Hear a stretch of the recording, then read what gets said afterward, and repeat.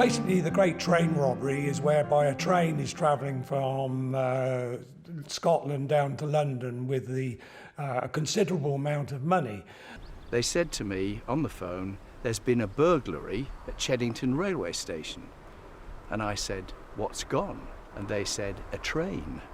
The train was held up at a place called Bodago Bridge, which was in Buckinghamshire. It was a Royal Mail train. The Royal Mail had been interfered with, which is a serious offence anyway. The signals were deactivated.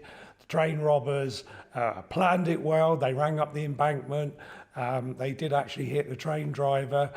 They smashed their way into the carriages, locking off the locks. The money was all in sacks. It was then offloaded onto the train, down an embankment, into some stolen vehicles, and then it was taken away to a nearby farmhouse. The police decided that they would put up a search of all buildings within a 26-mile radius.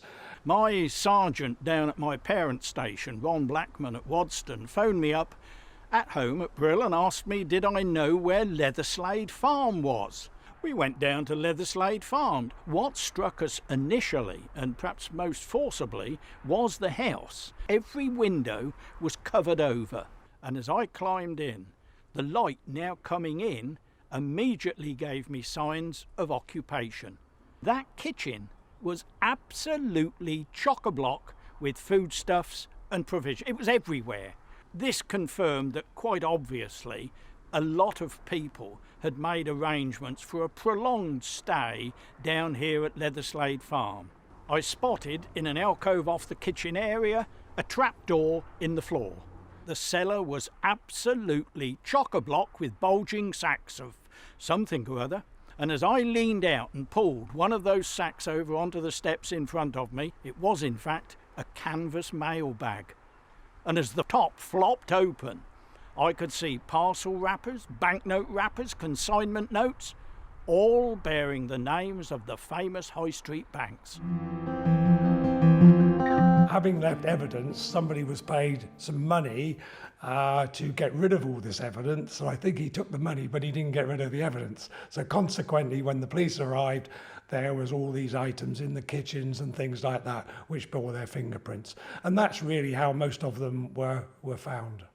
It was connecting the farm with the scene, because we had no evidence at the scene, but all the evidence at the farm. When we got there, I saw the carriage stuck out in the wilds there with people looking out the window, wondering where the hell they were. So we got the cameras out and started photographing.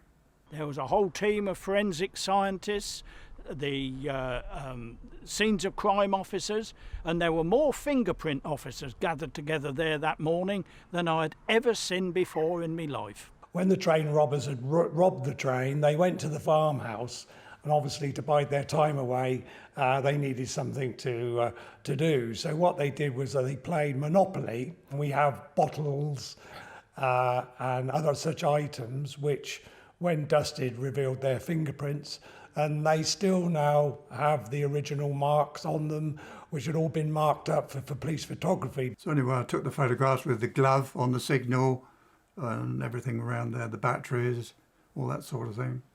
And then, of course, getting on to fingerprinting. We had to fingerprint the train, the carriage.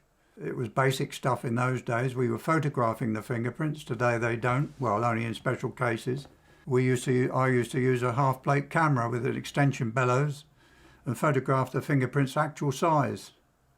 I had to show the main road from Aston Clyn to Oakley, and then the lane leading up. And all the rooms had to be photographed, and all the vehicles. There was a Bedford lorry, 2 Land Rovers, and I had to go up to Bow to photograph the lorry because that had a tarpaulin.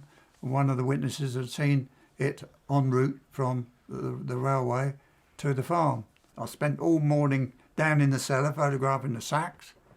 Then when with the photographer from Scotland Yard, Ken Creer, I assisted him in the bath. We were in the bath nearly all morning, photographing fingerprints on the inside of the handles. Well, my prime role, of course, was exhibits officer, which is quite an important role because you've got to not only record everything correctly, you've got to preserve it and be able to produce it at the right time. So, I mean, over the ensuing months, I collected items just short of 2,000 items. They collected and recorded and cross-referenced 2,350 statements, which resulted in 20,000 index cards, because of course no computers then. And also I looked on the platform of the lorry and there was 4 drill holes on it. I thought, well, that's strange, I wonder what they are. So anyway, we got up on there and what it was, they'd made a secret partition, lifted that, and inside there they could take anything off and nobody'd know. So that was one of their brainwaves, I suppose. I was up there for the week, you know, photographing everything and helping with the fingerprints. I think I finished up fingerprinting the walls. Well, of course, it's a story that has never gone away. Within days, it was christened as being the crime of the century, and in many ways, that claim still holds good today. People have this curiosity, you know, when there's a big crime, it doesn't matter what it is, people will always have this curiosity in following it. The number of people that show interest in it is unbelievable, really. I can't get over it. After all, 50 years ago, I mean, what crimes do you think about that anybody's particularly interested in from 50 years ago? Not many. And the press, of course, they were just all over. The press got a tremendous interest in it, and as I say, it's never waned, really. I suppose this particular crime stands out because I don't think anybody had tried anything on this magnitude, and it was quite a daring raid. As a result of this, prison sentences were handed out, which quite honestly were unknown, and even by today's standards, you didn't get sentenced so much, you know, for crimes that are committed today. I think that brought on the regional crime squads, and even more, I think it influenced possibly the amalgamation of forces in the late 60s. So I think it had a really big influence. It's one of the few jobs that has gone all around the world. Some of them went over to France, others went to Canada. There's not hardly a country around the world that doesn't know about the Great Train Robbery. It really underlined the fact that police had got to be less parochial. They had got to be able to move freely and easily across borders, and that gave rise to the regional crime squads. The Great Train Robbery undoubtedly hastened that procedure.